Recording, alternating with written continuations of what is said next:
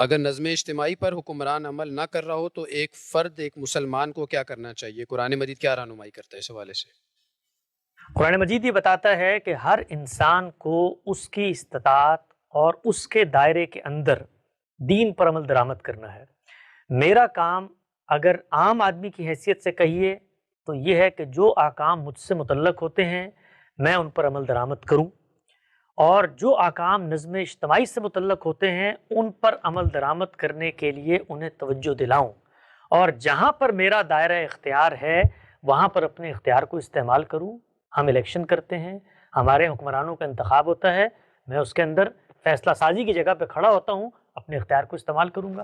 میں دین کا عالم ہوں تو میرا کام ہے کہ میں اس دعوت کو حکمرانوں تک پہنچاؤں اور انہیں متنبع کروں کہ اگر وہ شریعت پہ عمل درآمد نہیں کر رہے تو قیامت کے دن اللہ کی نظر میں وہ کافر بن کے اٹھیں گے۔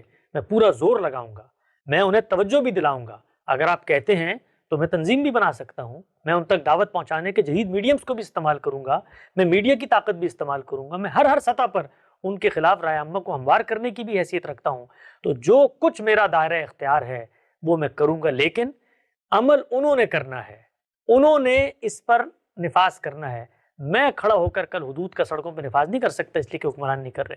تو جو کچھ کرنا ہے وہ انہوں نے کرنا ہے، البتہ اگر وہ مسلمان ہوتے ہوئے کفر بواہ کا ارتکاب کرتے ہیں، کھلے کفر کا ارتکاب کرتے ہیں اور اپنی اس حیثیت کو کھو بیٹھتے ہیں تو پھر وہ استبداد ہے۔